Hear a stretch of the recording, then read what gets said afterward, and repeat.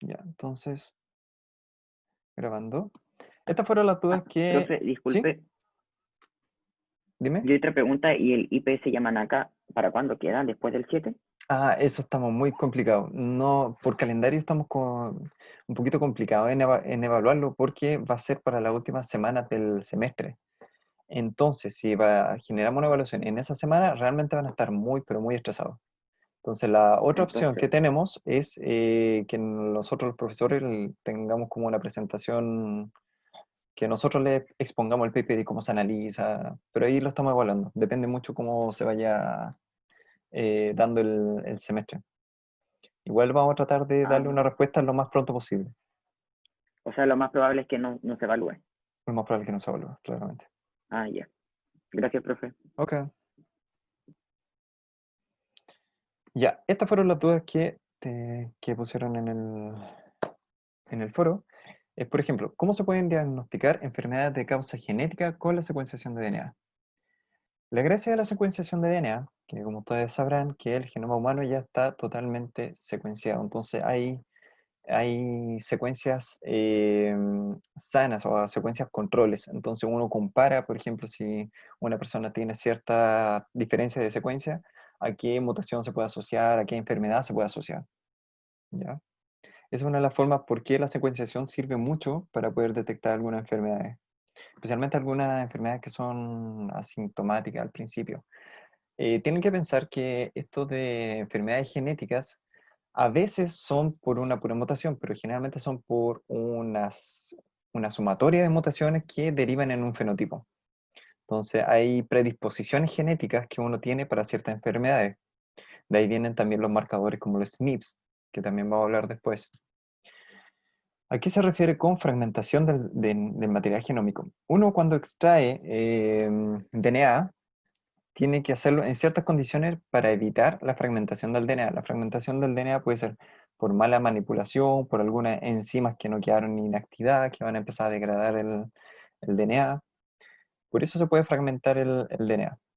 También en el caso que yo le había explicado del mamut, que por ejemplo un periodo muy prolongado de exposición al UV, por ejemplo, a la luz del sol, va a generar la degradación continua del DNA. ¿Qué otra cosa? Bueno, el funcionamiento de la secuenciación de segunda y tercera generación lo vamos a ver más adelante porque es un poquito más complejo y necesita un poco el apoyo de eso. ¿Por qué la mutación in frame no corre el marco de lectura? Esto se da por mutaciones de fragmentos, por ejemplo, una inserción de 3 nucleótidos, una inserción de 6 nucleótidos. Entonces, no altera la lectura de la proteína en sí, pero sí va a generar una mutación en la proteína, va a tener más o menos aminoácidos, dependiendo del tipo de mutación. Profe, entonces en eso se refiere a que cuando se corre el marco es que ya no vaya de 3 en 3, sino como que tome otro aminoácido, por decirlo de una forma. Claro, por ejemplo, tú tenías Ah, ya. la secuencia AAT, TGG. Ahora tú tenías AA, GCGG, no sé, una cosa así. Entonces tenías un nucleótido menos. Y ese nucleótido menos te va a correr todo el marco de lectura de ahí en adelante. Y te va a generar otros aminoácidos. Ya. Gracias, profe. Ok. ¿Qué otra cosa? Hay tipos de secuencia de DNA, por ejemplo, cuando uno se infecta con algunos virus se insertan en el DNA genómico. En el caso, por ejemplo, si se inserta en el DNA de, por ejemplo, de los óvulos durante la espermatogénesis o algo por el estilo, va a generar algunas mutaciones y generalmente son secuencias repetitivas. Y esas secuencias repetitivas a veces son transposones que se van cambiando de un lugar del DNA a otro, o también son sitios de inserción de retrovirus. Entonces son secuencias de DNA repetitivas que se produjeron por la inserción de un virus. En la técnica de microarray había una parte especial que es sobre los SNPs. Bueno, los SNPs tienen que tener en cuenta que son pequeñas mutaciones, son mutaciones de un nucleótido que generan distintos, ¿cómo se llama? Polimorfismos, que son, por ejemplo, un SNP para una proteína tiene un mutado una A por una T o una T o por una G, de ese tipo de cosas. Y ciertos SNPs van a generar una predisposición a alguna enfermedad. Por ejemplo, hay ciertos SNPs en un receptor que está asociado a la inhibición de los leucocitos que genera una predisposición a que generen lupus, por ejemplo. Entonces, la genotipificación de los SNP a través del microarray, que el microarray es como es un ensayo de complementariedad de secuencias. Las personas que tengan cierto SNP van a marcar más o van a marcar menos dependiendo del tipo de ensayo. Y lo importante, si uno quiere detectar estos tipos de SNP, tiene que tener el conocimiento previo de qué SNP quiere detectar. Ya, entonces comencemos. Los temas a abordar, como habían visto en la clase, son primero el enfoque, para qué queremos hacer el diagnóstico molecular, las bases celulares en cuanto a la variabilidad fenotípica, las mutaciones tipo secuencia de DNA y polimorfismo genético. Aquí vamos a hablar sobre las técnicas, sobre secuenciación de DNA, hibridación in situ, que es el FISH, y sus versiones también más actuales, el microarray y la huella genética. ¿Cuál es el enfoque? Está asociado a centros de servicio de investigación científica para poder generar predisposiciones a ciertas enfermedades, buscando marcadores celulares y del genoma. En el diagnóstico tenemos este tipo de diagnóstico molecular sirve para enfermedades tanto genéticas como infecciosas. Por ejemplo, en el caso del coronavirus, poder detectar si una persona tiene o no el coronavirus. O enfermedades genéticas, por ejemplo, predisposición al lupus o al Alzheimer también, etc. ¿Cuál es el diagrama que se tiene para poder detectar esta enfermedad? Primero se tiene una enfermedad que se presume que tiene un componente genético. Se mapea el gen en la parte específica del cromosoma. Luego de que se identifica el gen, se diagnostica, se puede hacer terapias tanto preventivas para no generar esa predisposición y también farmacogenética, como sería prevenir de alguna otra forma que esa mutación se exprese. Y la otra parte que entretenía es tratar de entender por qué esa mutación genera una predisposición a esa enfermedad, cuál es su rol en esa proteína. Y así generar drogas específicas para esa proteína. Acuérdense que uno tiene este componente tanto genético como del ambiente, que es un fenotipo intermedio que se le llama. Porque también se generan alteraciones a nivel del DNA, por ejemplo, mutaciones somáticas, también es el tema de la regulación epigenética, también es importante, en donde, por ejemplo, las causas genéticas tenemos generalmente la mutación y los polimorfismos, como la predisposición a ciertas cosas, y las causas ambientales como el fenotipo intermedio. También dentro de los fenotipos intermedios tenemos la tasa de expresión. A veces, dependiendo del ambiente, uno va a expresar más o menos una proteína. La parte que a nosotros nos interesa, que es la variación genética, que son las mutaciones. Tenemos en distintas clasificaciones de las mutaciones. Primero tenemos las genómicas, que serían como variaciones en la cantidad de cromosomas, que serían aneuploidías o poliploidías. También tenemos variaciones genéticas asociadas a los cromosomas dentro de su estructura, donde tenemos duplicaciones, deleciones, inversiones y translocaciones.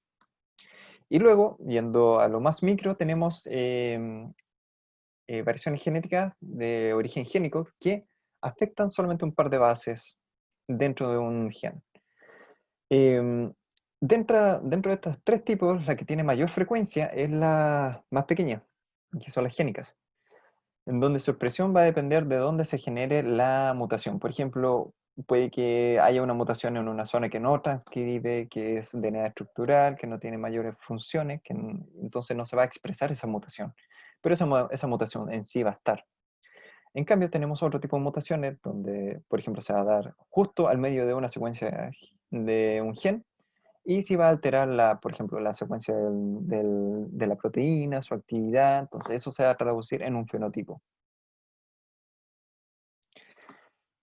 Dentro de las mutaciones cromosómicas tenemos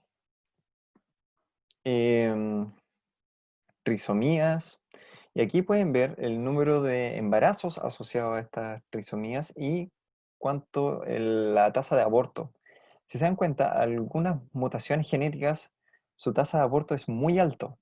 Por ejemplo, de la trisomía 1-3, donde el total de los embarazos deriva en un aborto espontáneo. Y la trisomía 21, que es como la más común, tenemos que hay un porcentaje que sí sobrevive a este tipo de mutación. Entonces, tenemos mutaciones cromosómicas que serían numéricas, aneuploidía, poliploidía, y de los tipos estructurales que serían translocación, inversión, deleción, inserción. Anillos también se pueden generar, o lo hizo cromosomas. Las mutaciones numéricas, ¿cuál es el origen? Es durante la segregación de los cromosomas, durante la mitosis o meiosis. Particularmente se da en la meiosis porque afecta a los gametos. Esta es una microscopía que se hizo durante la meiosis. Como pueden ver, aquí está el material genético pintado en rojo. Y durante la primera división, acá en la meiosis, sí, en este caso sí, las mutaciones genómicas y numéricas son lo mismo. Como mutaciones genómicas se da cuenta a la cantidad de cromosomas.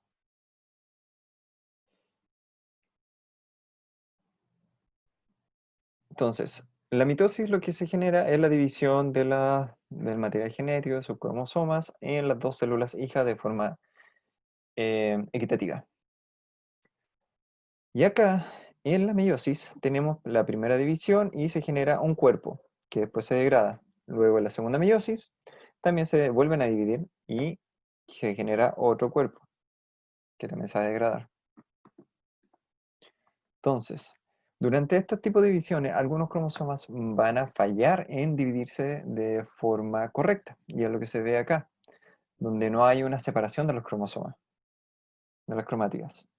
Entonces, uno de los gametos una de las células hijas no va a tener ese cromosoma y va a seguir dividiéndose, entonces generando al final uno de los cigotos una trisomía y otros un cigoto monosómico. Entonces, las alteraciones,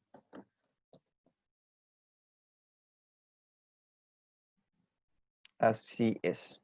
Sí, trisomía 2n más 1 y monosomía 2n menos 1.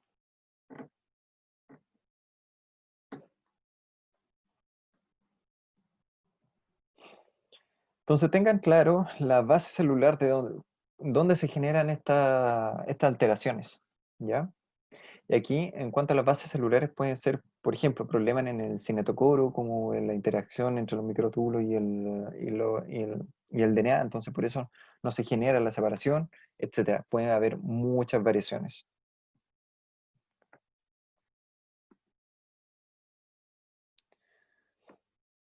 Recuerden acá, tenemos que la fase S se va a generar la duplicación del DNA, donde vamos a pasar de 2N a 4N. Después, en la división, si es mitosis, van a quedar en 2Ns en las células hijas. Pero en la meiosis, 1 va a ser como una mitosis, van a generar dos células con 2N. Y luego en la meiosis 2, estos 2N van a pasar a N. Y en la embriogénesis se hace la sumatoria, la sumatoria parental. Ahora nos vamos con las mutaciones estructurales. Estas son las mutaciones estructurales más comunes.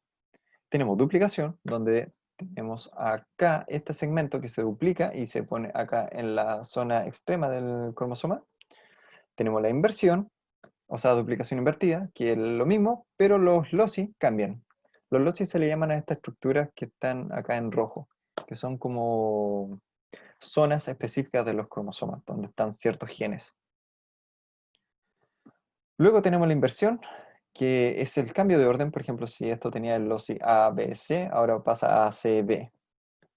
Puede ser pericéntrica la inversión o paracéntrica, que serían los extremos, donde es A, B, C, D, E, ahora es A, B, E, D, C. Dentro de las... esto se puede dar generalmente como en la parte del crossing over, que es con la recombinación del material genético.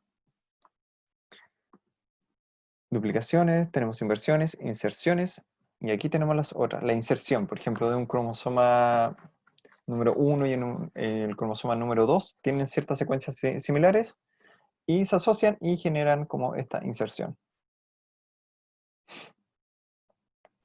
También tenemos los isocromosomas que en vez de cortarlos de esta forma vertical, lo cortan de forma horizontal y quedan dos iso P y dos iso Q, que son los brazos cortos y brazos largos de los cromosomas, respectivamente. Las translocaciones pueden ser recíprocas, como se ve ahí abajo, donde se cambia estos sitios y se generan estos nuevos cromosomas, o de tipo reversoriana, donde se genera como este complejo, que se unen los dos cromosomas.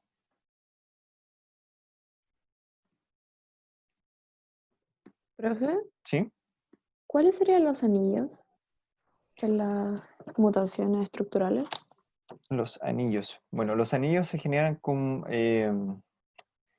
están los cromosomas unidos por las dos partes, tanto como la central como la periférica. Igual si quieren después yo lo puedo enviar como un trabajo. No los quise agregar porque son muy complejas. Ya, Ok, pero sí, igual se entendió. ya. Gracias. Ahora nos vamos a las más frecuentes, que son las mutaciones génicas. Son cambios de pared de base, y aquí, dependiendo del fenotipo, se pueden clasificar los distintos tipos de mutaciones. Por ejemplo, está los missense, que altera la producción de un aminoácido. Por ejemplo, en una mutación puede generar un codón de stop, entonces altera la producción de ese aminoácido y por lo tanto la proteína. Ah, me equivoqué. El missense altera la producción de un aminoácido, cambia la secuencia del codón. Tenemos el nonsense, que ese sí genera el codón de stop. Tenemos mutaciones que alteran el splicing. Por ejemplo, si antes una proteína tenía un sitio de splicing, con esta mutación pierde ese sitio de splicing, ya la variante de esa proteína por el splicing no va a existir. Tenemos mutaciones en las zonas regulatorias que van a indicar, por ejemplo, que se traduzca más o se traduzca menos una proteína. Y también tenemos tipos de lesión. Por ejemplo, el frame shift, que es el cambio de marco de lectura, es, por ejemplo, cuando se elimina un nucleótido y de ahí en adelante cambia todo el marco de lectura del mRNA, entonces se genera otra proteína o una proteína trunca, porque se genera otro codón stop en las secuencias que siguen esa mutación. También tenemos inframe, que puede remover o agregar un aminoácido. En el caso de la lesión se remueve un aminoácido completo. Tenemos también de lesión de splicing, por ejemplo, se elimina la zona del splicing. Tenemos eliminaciones regulatorias, que es donde se elimina una zona de regulación, o la lesión del gen directamente.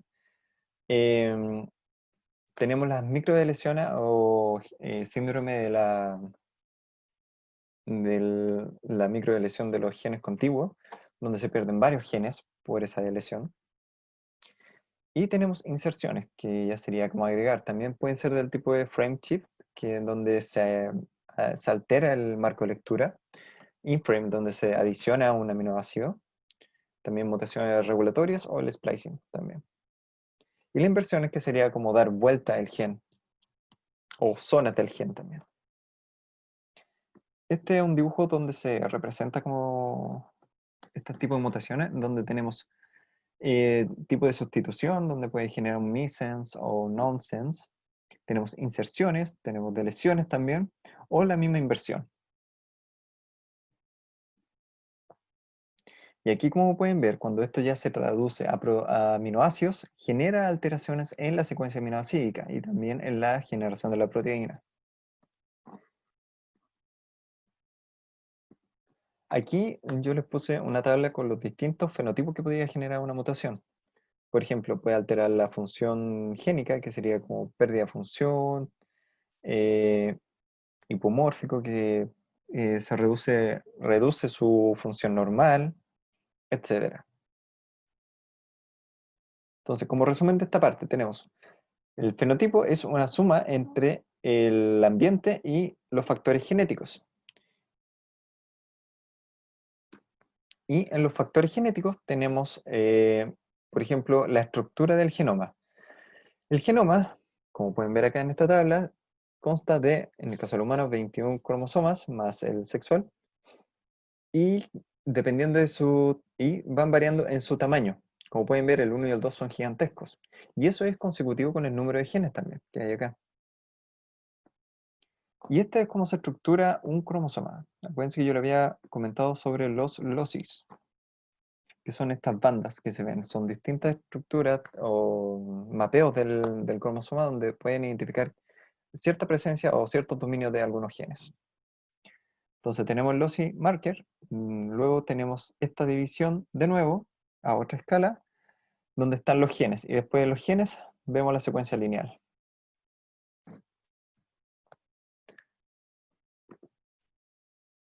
Ahora, ¿qué tipo de secuencia de DNA tenemos acá? Pueden tener secuencias únicas, que serían, o secuencias no repetitivas, que serían genes, regulatorias, em, donde podrían dar como duplicación del cromosoma, duplicación de todo el cromosoma, también los rRNA, que son los ribosomas. Y también tenemos las secuencias repetitivas, donde su función está asociada a un componente estructural de los cromosomas, por ejemplo los telómeros o los centrómeros. Aquí están los elementos transposables, que eso le había hablado sobre los retrotransposones, que derivan de los virus, y transposones de DNA también.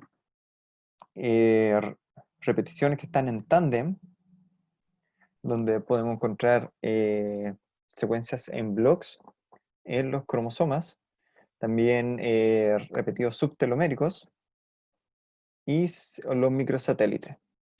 Esta parte, que son las secuencias repetitivas, son muy importantes a nivel de secuenciación de parentesco. Por ejemplo, para el DNA fingerprinting, son muy importantes estas secuencias para poder determinar, en el caso de criminología, si una persona fue el victimario o no.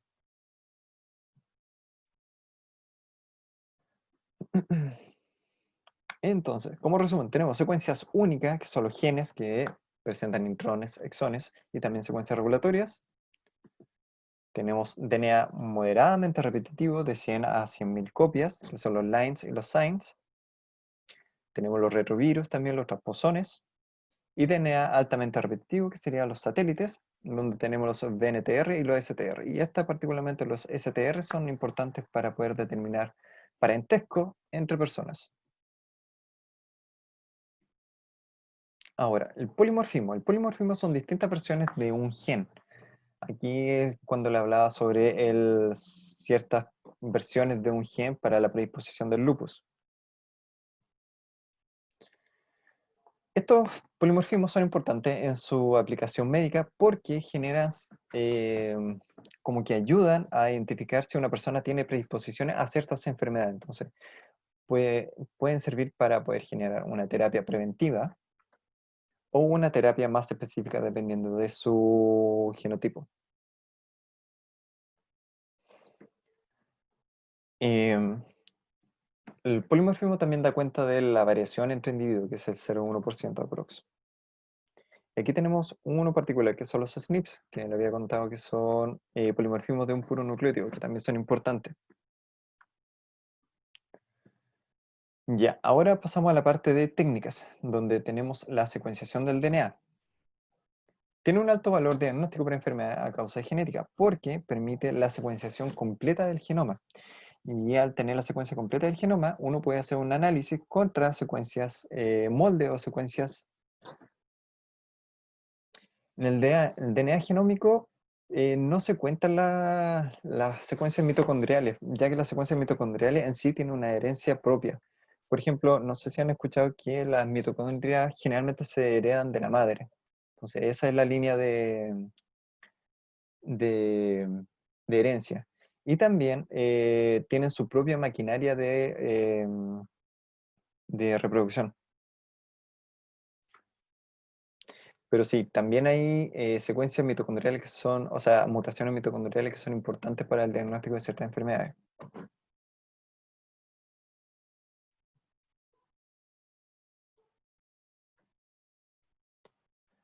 Ya. Profe, ¿Sí? entonces aquí se compara el DNA normal con el DNA de la persona en estudio. Así es. Sí, hay ciertas secuencias. Por Ah, ya. ejemplo,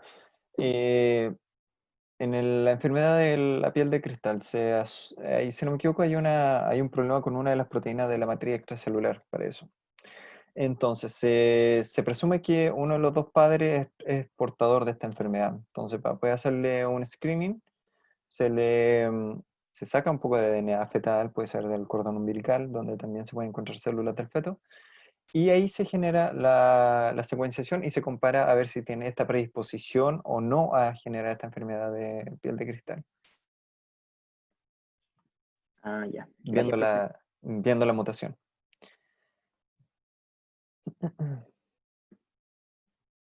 Ya. ¿Qué enfermedades se han podido detectar gracias a la secuenciación? Todas estas. Y este es de Minnesota, donde, por ejemplo, hay ataxia también, fibrosis cística, eh, ¿cuál otro? Parkinson también se ha asociado a unos componentes hereditarios. Entonces, sí es una técnica que sí se ocupa para el diagnóstico de enfermedades. Ya, ¿cómo se hace la secuenciación de DNA? Está la de primera generación, que es la de Sanger, si no me equivoco, ¿sí? La segunda y la tercera generación. La tercera generación es como la más moderna, que está... No sé si he encontrado ahora laboratorios que apliquen la tercera generación, pero lo más común es la segunda generación. Ya, la primera generación se toma el DNA genómico, se fragmenta con enzimas de restricción, que es cortarlo en pequeños pedacitos. Luego estos pequeños pedazos se clonan y se amplifican, es poner esta secuencia en un plásmido y transforma una bacteria y esta bacteria se va a reproducir junto con el plásmido, entonces ahí se van a generar varias copias del plásmido dentro de la bacteria. Después se purifica y se tiene un banco de secuencia. Luego cada plásmido es secuenciado, en donde se va generando a través de fluorescencia los distintos complementariedad de base. Y esto se va midiendo por fluorescencia. Esta es la primera, generación 1, Sanger. Profe, entonces aquí como que se toma el gen en específico y se lo mete a una bacteria. Más que el gen específico, se fragmenta el DNA entero. Entonces ahí es como, hay varias fracciones del genoma de la persona. Entonces uno va secuenciando cada fragmento. Y luego Ah, ya. lo que tiene que hacer es tomar esa secuencia que obtuvo, anotar, no sé, en estas plataformas digitales que tienen para secuenciación y se hace un blast comparando con una secuencia normal y ahí se genera toda la estructura del DNA. Ah, ya. Gracias, profe. Okay. La segunda generación es un proceso mucho más fácil y más rápido, en donde se tiene la primera parte, que es tener el DNA genómico, fragmentarlo, pero ahora se asocia a adaptadores. Estos adaptadores van a flanquear la secuencia que se fragmentó. Y, y estas secuencias fragmentadas se van a adherir a una plataforma de vidrio que va a tener secuencias homólogas a esos adaptadores y va a permitir la secuenciación en forma vertical hacia arriba, en distintas zonas de esta plataforma. La gracia de esto es que se pueden hacer secuenciaciones en paralelos al mismo tiempo. Entonces, es como correr, eh, no sé, 1000 Sanger al mismo tiempo en una plataforma. Y esto, como está acoplado a fluorescencia, se puede ocupar, se puede leer en la secuencia de cada una al mismo tiempo. La gracia de esto es mucho más rápido y más eficiente en la inversión de tiempo. Profe, ¿Sí? me perdí. En la segunda generación. Ya acá. ¿Qué La se segunda. supone que hace el adaptador? ¿Ah? Se supone que está fragmentado el ADN Sí, y está el fragmentado. adaptador lo ancla. Lo ancla a la superficie de vidrio. Entonces, Ya. esta superficie de vidrio va a tener distintos spots con estas secuencias complementarias al adaptador. Entonces, este DNA fragmentado va a estar distribuido de tal forma que un DNA fragmentado va a estar por pocillo. Uno Ah, o sea, solo voy a por tener como más ADN. Lo que vas a tener es una secuenciación de Sanger en paralelo en toda la plataforma. Ah, ¿y eso qué permite? Secuenciar de manera muy rápida. Comprendo. Gracias. Ok. Entonces, por ejemplo, tenemos la primera parte acá, esta parte chiquitita, donde tenemos estos array. Entonces, una proteína adaptadora o sea, una secuencia adaptadora va a unir un fragmento de DNA y va a empezar la polimerización y la secuenciación. Entonces, ahí dependiendo de los nucleótidos que se van a ir agregando, se van a ir indicando distintos peaks de fluorescencia y se va a poder cuantificar, o sea, se va a poder anotar la secuencia de todos los fragmentos. Luego lo que se hace es tomar la secuencia de todos estos puntitos, que van a ser millares de estos puntitos, se deja en un computador y este computador las va a ir alineando según complementariedad. Y ahí se va a generar toda la secuencia del individuo. A grandes rasgos, es lo mismo que el Sanger, pero multiplicado por 1.000.000 o más, incluso. Ahora, la tercera generación, que es más compleja, en vez de ocupar este tema de fluorescencia, ocupa diferencias de voltaje. Estos se llaman nanoporos. Estos nanoporos van a estar asociados en una membrana que va a tener una corriente.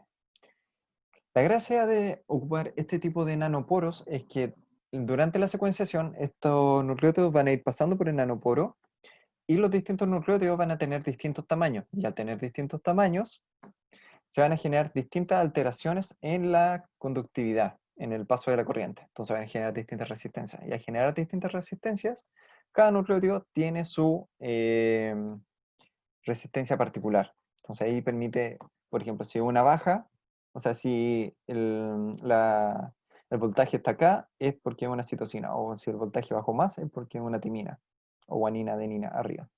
Entonces a partir de esto, permite una secuenciación mucho más rápida, y los nanoporos también pueden estar asociados en array, o sea, en varios nanoporos en una misma parte.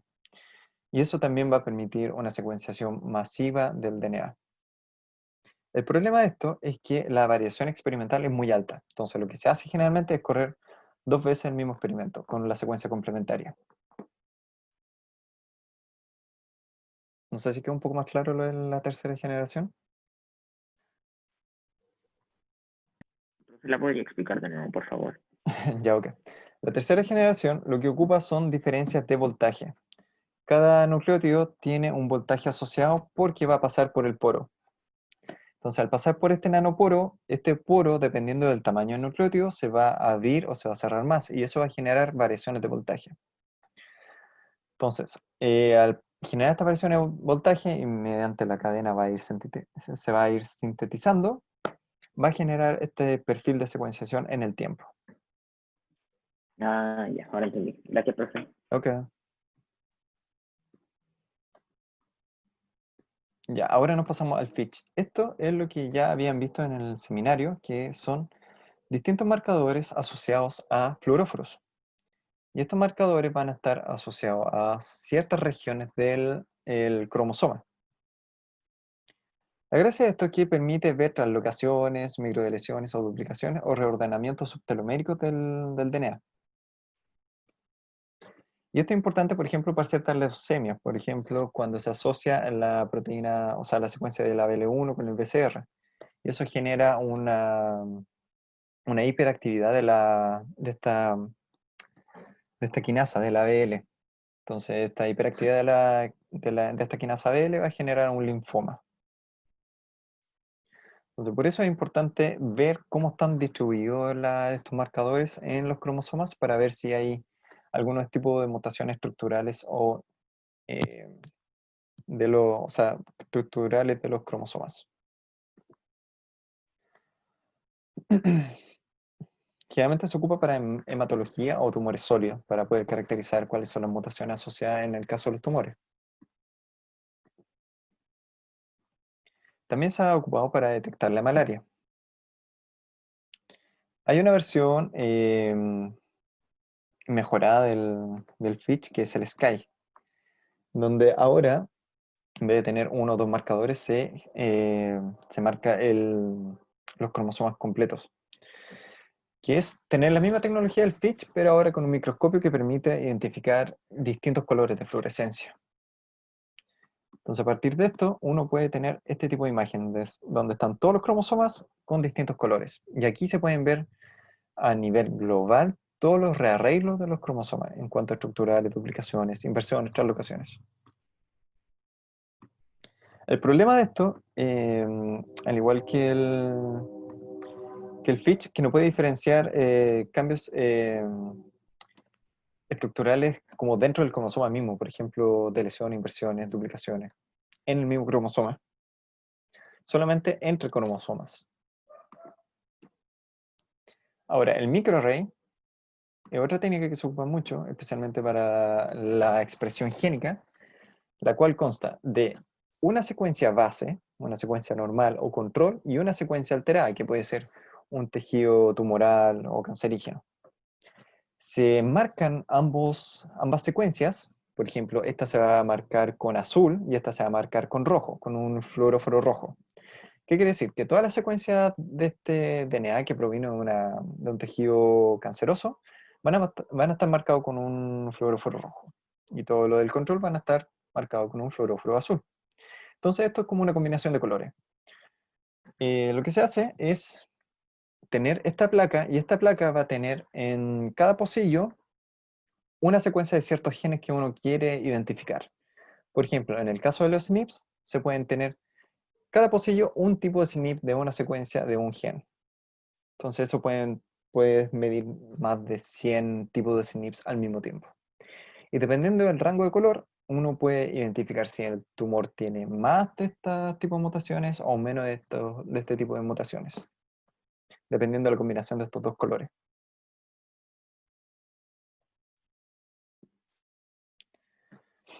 Por ejemplo, verde sería como equilibrio que no cambia.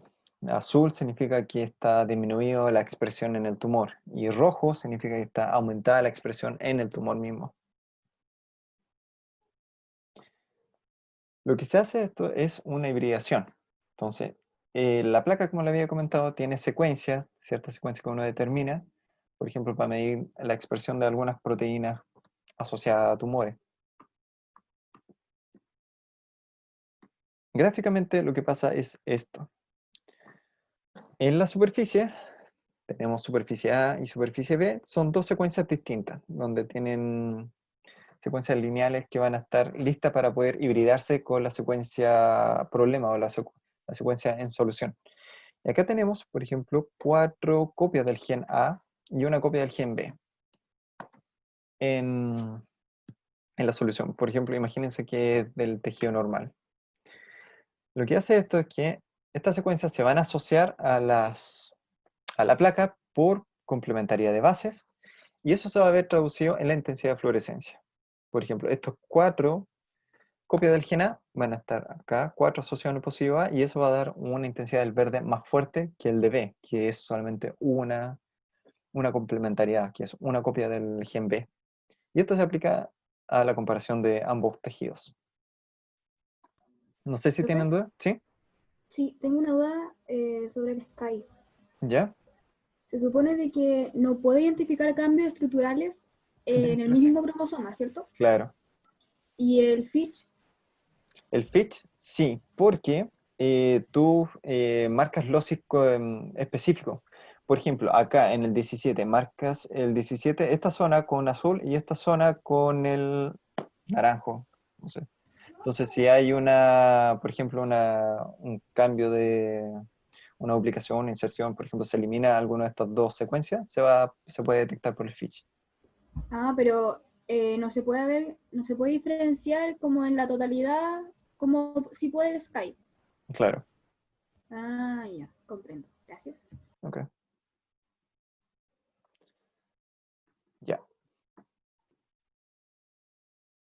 Entonces, como resumen del microarray, el microarray sirve para identificar expresión de genes o también para detectar presencia o ausencia de SNPs, ¿ya?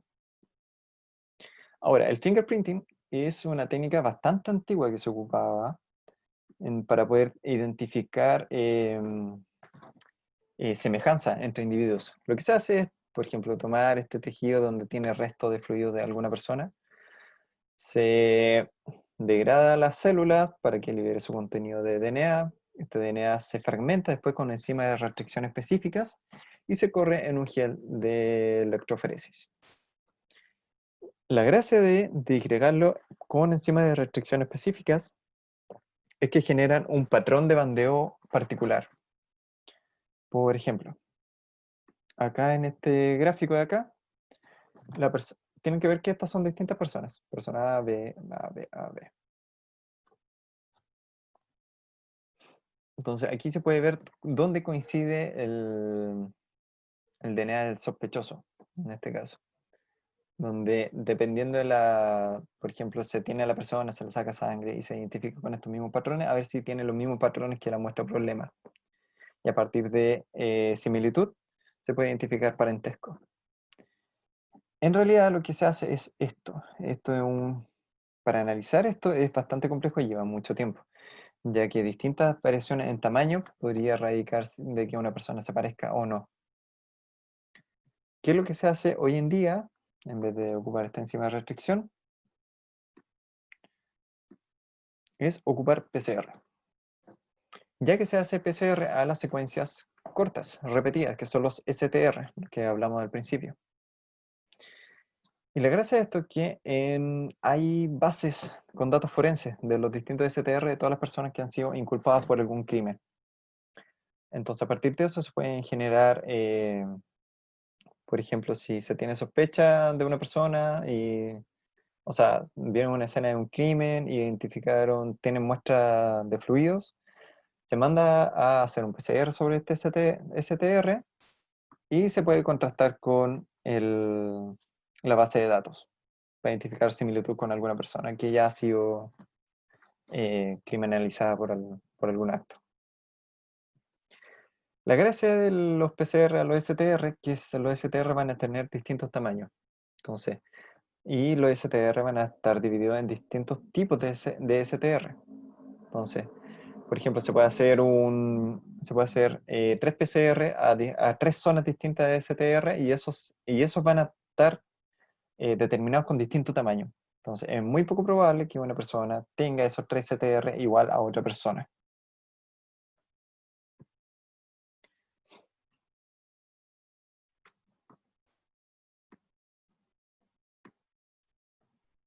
Entonces, como resumen tenemos, dentro del diagnóstico molecular, las técnicas que se ocupan son la secuenciación, son el FISH, el SCAI, el microarray y el DNA fingerprinting.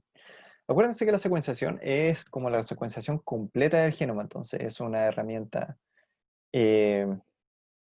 muy masiva para poder identificar problemas. Puede identificar todas las mutaciones de una persona. Tenemos el FISH, que está asociado al fluoróforo con zonas específicas de los cromosomas. El SCAI, que ocupa esta misma tecnología del FISH, pero en todos los cromosomas para identificar translocaciones o modificaciones entre cromosomas. El microarray, que sirve para identificar expresión o la presencia o ausencia de ciertos SNPs. Y el DNA fingerprinting, que es PCR para las secuencias repetidas, que son los STR, para identificar parentesco. También está asociado al tema de paternidad también, los test con PCR.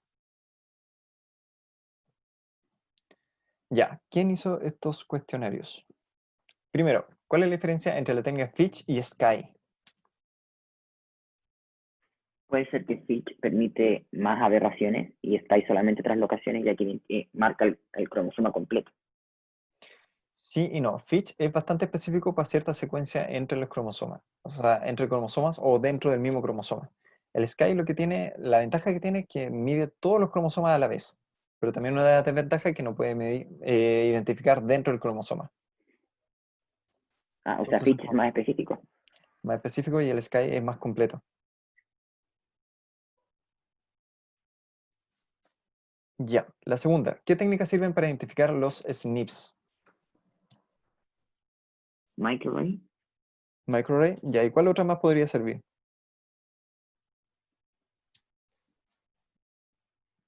La secuenciación.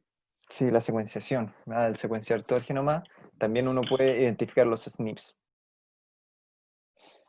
¿Qué técnica ocuparía para identificar una translocación cromosomal? Sky, El SCAI puede servir, al igual que el FISH, también. Ambos sirven. claro. Ya. ¿Por qué se ocupan las regiones STR para el DNA fingerprinting? Lo que yo entendí de que las STR Ujú, daban mayor variabilidad entre los individuos, que era un problema que tenía el DNA fingerprinting, que no se podían diferenciar muy bien entre los familiares, era muy subjetivo. sí, sí, es verdad. Eso es. Sí, la gran tasa de variabilidad se da en estas regiones, la STR. Entonces, por eso se ocupan para poder identificar parentesco entre personas. Ya que es muy poco probable que dos personas tengan las mismas regiones STR. Ya, y la última. Tres enfermedades genéticas y cómo se diagnostican. ¿Quién la averigua? Yo busqué y encontré que el síndrome de Down, bueno, se podía diagnosticar con Sky al encontrar la trisomía en el par 21, ¿Sí? al igual que el síndrome de Klinefelter, que es XXI, también se puede identificar como con la misma técnica. ¿Ya? Lo otro que me llamó la atención fue que el autismo también había una parte como genética, aunque no se tenía Sí. muy claro todavía si esa era la única forma de obtener, o sea, no de obtener, sino como de tener esta enfermedad. Y eso se hacía con secuenciación. Sí. Y la distrofia muscular, yo también vi que era la distrofia muscular de Duchenne, también Sí. vi que era una enfermedad genética, pero no logré entender cuál técnica podría servir para detectarla. Porque hablaba de que había una mutación en un gen, o sea, en un cromosoma, dentro de un gen. O sea, en un gen dentro de un Sí. cromosoma. En la distrofia muscular de Duchenne, si no me recuerdo, es de la distrofina. La distrofina tiene, creo que es más corta o más larga en la distrofia muscular de Duchenne. Eso se puede hacer por PCR, se puede diagnosticar, o por la misma secuenciación también. Ah, ya. Gracias, profe. Ok. ¿Quién más averiguó? Yo, Dime. la fibrosis quística, ¿Ya? decía de que se sacaba una muestra de sangre y se Ujú. analizaban si había niveles más altos de lo normal de tripsinógeno inmunoreactivo. Ah, sí, eso es más de proteína, más de sangre. Claro, y en los bebés se le aplicaba una sustancia que ocasionaba sudor y ese ¿Ya? sudor se veía qué tan salado estaba. Ya. De ahí la anemia falciforme, que Ujú. era un análisis de hemoglobina Sí, utilizando isoelectroenfoque, creo. es electroenfoque. Sí, si no me Mediante, recuerdo. Sí, creo como que ecografía, tiene que ver con la forma de los eritrocitos. claro. Y de ahí no sé si estaba bien, pero me pareció el daltonismo. Sí, sí, también es genético. Sí, Ah, ya, eso. ya, muy bien. Sí, hay varias enfermedades genéticas que por la antigüedad se han detectado de otra manera, por ejemplo, la fibrosis quística o la anemia falciforme. Pero claro, con las técnicas de ahora, por ejemplo, ¿cómo ustedes podrían identificar la fibrosis quística según las técnicas de acá que vieron?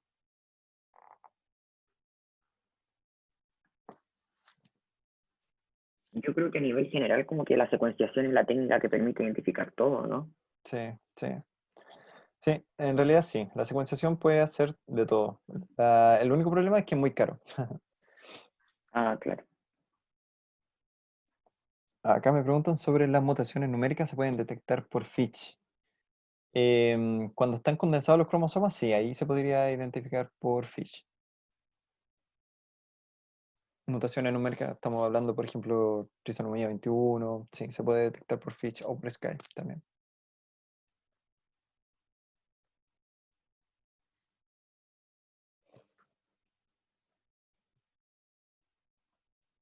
Ya. ¿Tienen más dudas, chicos, sobre la clase o sobre el futuro cercano, sobre las evaluaciones?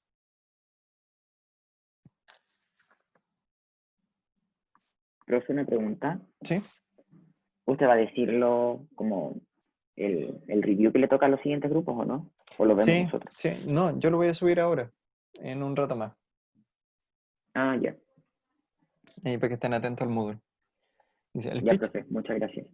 el Fitch detecta las puntuales. ¿A qué se refiere?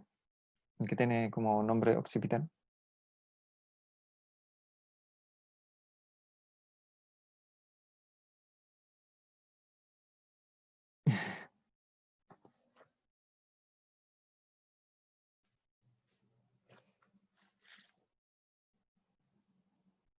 No, es muy difícil que el Fitch pueda detectar la variación de una sola base, porque estamos hablando de complementariedad de base. Entonces, estas sondas generalmente no son de una pura base, sino son de múltiples bases.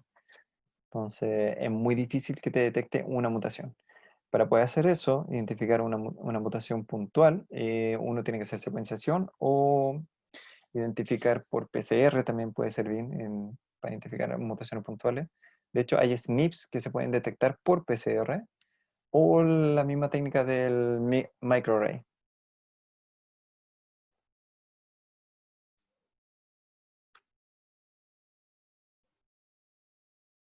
Sí, bueno, los trabajos que quedan la próxima semana son igual que lo hicieron anteriormente, con la excepción que van a ser 2 preguntas y va a ser una duración de 48 horas.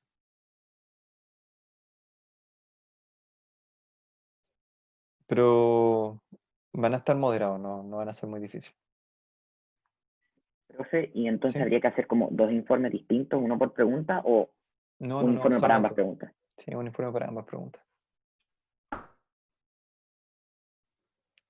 Ya, Profe, ¿tienen más dudas?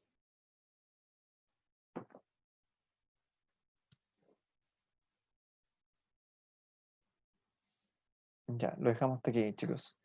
Entonces, estoy al debe con la división de los reviews y generar un foro para las preguntas para la próxima evaluación. Ya, chicos, que estén bien, cuídense y nos vemos la próxima semana. Que estén súper. Chau, chau.